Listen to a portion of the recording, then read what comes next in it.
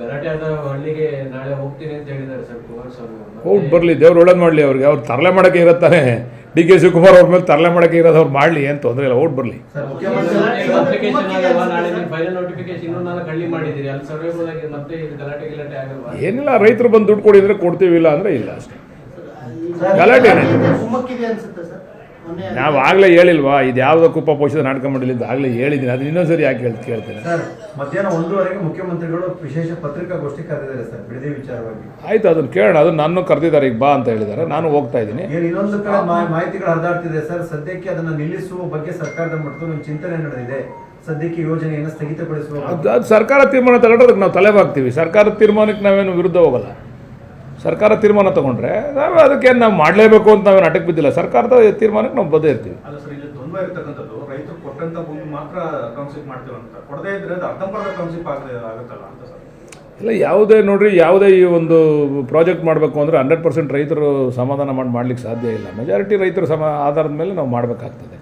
ಯಾರು 100ಕ್ಕೆ 100 ಭಾಗ ಎಲ್ಲೂ ಕೂಡ ಯಾವುದೇ ಪ್ರಾಜೆಕ್ಟ್ನ ನೀವು ತೊಗೊಂಡು ರೈತರನ್ನ ಮನವೊಲಿಸಿ ಮಾಡಿರ್ತಕ್ಕಂಥದ್ದು ಯಾವ್ದಾರು ಒಂದು ಉದಾಹರಣೆ ತಾವು ಕೊಡಬೇಕು, ನೋಡೋಣ, ಎಲ್ಲಿ ಕೊಡಿ ನೋಡೋಣ. ಅಲ್ಲ ಸರ್, ನಿಮ್ಮ ಲಭ್ಯತೆ ಬೇಕಾಗಿರತಕ್ಕಂಥ ಭೂಮಿ ಸಿಗದೇ ಇದ್ರೆ ಅರ್ಧಂಬರ್ಧ ಆಗುತ್ತಲ್ಲ ಪ್ರಾಜೆಕ್ಟ್, ಅರ್ಧಂಬರ್ಧ ಅದು ಆಮೇಲೆ ಯೋಚನೆ ಮಾಡೋಣ, ಅದೆಲ್ಲ ಅದು ಆಮೇಲೆ ಚರ್ಚೆ ಮಾಡೋಣ. ನಾವು ಇಷ್ಟರಲ್ಲೇ ಪ್ರಾಜೆಕ್ಟ್ ಮಾಡ್ಬೇಕಂತ ಇಲ್ಲಲ್ಲ, ಒಳ್ಳೆ ಪ್ರಾಜೆಕ್ಟ್ ಆಗ್ಬೇಕಂತ ಅಷ್ಟೇ.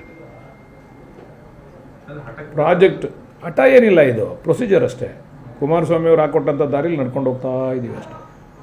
ಭೂಸ್ವಾಧೀನ ಅಧಿಕಾರಿಗಳು ಸಹ CS ಅವರನ್ನು ಭೇಟಿಯಾಗಿ ಬಂದಿದ್ದಾರೆ ಸರ್. ಸರ್ವೆ ಮುಂದುವರಿಯುತ್ತೆ. ಅದೇ ಹೀಗಾಗಿ ಕರೆದಿದ್ದಾರೆ ಅಂತಾರೆ. ಮುಖ್ಯಮಂತ್ರಿಗಳು ಏನು ತೀರ್ಮಾನ ತಗೊಂತಾರೆ ನೋಡೋಣ. ಮುಖ್ಯಮಂತ್ರಿಗಳ ತೀರ್ಮಾನಕ್ಕೆ, ಸರ್ಕಾರದ ತೀರ್ಮಾನಕ್ಕೆ ನಾವೆಲ್ಲ ಬದ್ಧ ಇರ್ತೀವಿ. ಎಲ್ಲ ಇಷ್ಟು ಮುಂದೋಗಿ ಇನ್ ಕೇಸ್ ಅಂತ ತೀರ್ಮಾನ ಬಂದರೆ ಒಂದು ರೀತಿ ನಿಮ್ಮ ಸರ್ಕಾರದ ವೈಫಲ್ಯ, ಯೂಟರ್ನ್ ಎಲ್ಲವಾಗೋಗುತ್ತಲ್ಲ ಸರ್. ಇರಲಿ, ನೀವೀಗ ಮುಂದೆ ಹೋದರೆ ನೀವೇ ಕೆಣಕ್ತೀರಾ, ಹಿಂದೆ ಬಂದರೆ ನೀವೇ ಹೇಳ್ತೀರಾ. ಇದೆಲ್ಲನೂ ಫೇಸ್ ಮಾಡಲೇಬೇಕು ರಾಜಕಾರಣದಲ್ಲಿ. ಮುಂದೆ ಹೋದರೆ ಏನು ನೀವು ಎಷ್ಟು ದೌರ್ಜನ್ಯ ಮಾಡ್ತಾ ಇದ್ದೀರಾ, ಏನು ಮಾಡ್ತೀವಿ ಅಂತ ಅಟಕ್ ಬಿದ್ದಿದ್ದೀರಾ ಅಂತ ನೀವೇ ಅಂತೀರಾ. ಹಿಂದೆ ಬಂದರೆ ನಿಮ್ಗೆ ಅವಮಾನ ಆಯ್ತು ಆಗಲಿಲ್ವಾ ಅಂತೀರಾ. ನಾವು ನಿಮ್ಮ ಮಾಧ್ಯಮದವ್ರಿಗೆ, ರೈತರಿಗೆ ಎದುರ್ಕೊಳ್ಳಂಗಿಲ್ಲ, ನಿಮ್ಮ ಮಾಧ್ಯಮದವ್ರಿಗೆ ಎದುರ್ಕೊಂಡು ಬದುಕಬೇಕು ನಾವು. ಹಂಗಾಗ್ಬಿಟ್ಟಿದೆ ನಮ್ಮ ಕತೆ.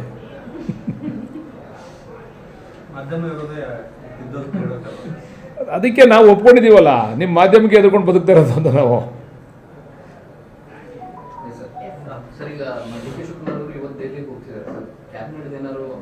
ಇಲ್ಲ, ಇವತ್ತೇನಿಲ್ಲ ಅನಿಸ್ತದೆ. 3 ಜನನೂ ಹೋಗ್ಬೇಕು. ಕ್ಯಾಬಿನೆಟ್ ಆಗಬೇಕು ಅಂತಂದರೆ ಖರ್ಗೆ ಸಾಹೇಬರು, ಹರಿಪ್ರಸಾದ್ ಸಾಹೇಬರು, ಸಿದ್ದರಾಮಣ್ಣ ಸಾಹೇಬರು, ಡಿ ಕೆ ಸಾಹೇಬರು 4 ಜನನೂ ಒಟ್ಟಿಗೆ ಹೋದಾಗ ಕ್ಯಾಬಿನೆಟ್ ಆಯ್ತದೆ ಅಂತ. ಒಬ್ಬೊಬ್ಬರು ಹೋದರೆ ಕ್ಯಾಬಿನೆಟ್ ಆಗಲ್ಲ.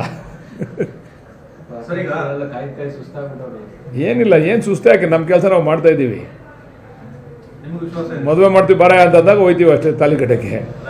ಇದಂತೆ ನಮ್ಮ ಕೆಲಸ ನಾವು ಹೊಲ ಉತ್ಕೊಂಡು ಫಲ ಉತ್ಕೊಂಡು ಜನಗಳ ಮಧ್ಯೆ ಓಡಾಡ್ಕೊಂಡು ಇದ್ದೀವಿ ನಾವು. ನಾವು ರೆಡಿಯಾಗಿದ್ದೀವಿ, ಮಾಡೋರು ಇರ್ಬೇಕಲ್ಲ. ಇನ್ನೂ ಕಟ್ಟಿಲ್ಲ, ನೀವೆಲ್ಲ ಸೇರಿ ಮಾಧ್ಯಮದವ್ರು ಕಟ್ಟಬೇಕು. ಅದು ಸಿಗದೆ ಹೋದ್ರೆ ಏನು ಮಾಡೋದು, ವಾಪಸ್ ಬರ್ತೀವಿ. ನೀವು ಹೇಳಿದ್ರಲ್ಲ, ಯೂಟರ್ ನೋಡ್ಕೊಂಡು ಹೋಗ್ತೀವಿ.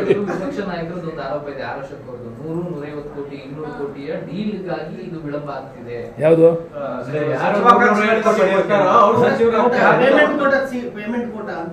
ಪಾಪ ಅವ್ರಿಗೆ ಅನುಭವ, BJPನಲ್ಲಿ ಅದೆಲ್ಲ ಅನುಭವ ಆಗಿದೆ. ಅವ್ರಿಗೆ ಅನುಭವದ ಮಾತುಗಳನ್ನ ಆಡ್ತಾರೆ. ಪಾಪ ಆರ್ ಅಶೋಕಣ್ಣ ಅವ್ರ ಬಗ್ಗೆ ಹೆಚ್ಚಿಗೆ ಕೇಳೋದು ಬೇಡ, ಅವ್ರ ಅನುಭವಕ್ಕೆ ತಕ್ಕಂತೆ ಮಾತಾಡ್ತಾರೆ. ನನಗೆ ಗೊತ್ತಿಲ್ಲ, ಅವ್ರನ್ನೇ ಕೇಳಿ ಆರ್ ಅಶೋಕಣ್ಣ ಅವ್ರನ್ನ.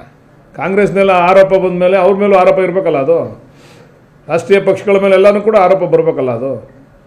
ಅದರಿಂದ ಪಾಪ ಅಶೋಕಣ್ಣವರು ಅವರ ಅಭಿಪ್ರಾಯ ತಿಳಿಸಿದ್ದಾರೆ, ಸ್ವಾಗತ ಬಯಸ್ತೀವಿ. ಅಶೋಕಣ್ಣವ್ರು ಏನಾರು ಮಧ್ಯಸ್ಥಿಕೆ ವಹಿಸೋದಾದರೆ ನಾವು ಕೊಡ್ತೀವಿ, ನಮಗೊಂದು ಒಳ್ಳೆ ಮಂತ್ರಿ ಕೊಡ್ತೀವಿ, ಖಾತೆ ಕೊಡ್ತೀವಿ. ಅವ್ರೇನಾರ ಮಧ್ಯಸ್ಥಿಕೆ ವಹಿಸ್ಕೊಂಡು ಅವ್ರಿಗೇನಾರ ಮೂಲಗಳು ಗೊತ್ತಿದ್ರೆ ನಾವು ಸ್ವಲ್ಪ ಪೇಮೆಂಟ್ ಮಾಡ್ತೀವಿ, ಏನಾರ ಮಾಡಿ ಸಹಾಯ ಮಾಡಲಿ ಅಶೋಕಣ್ಣ.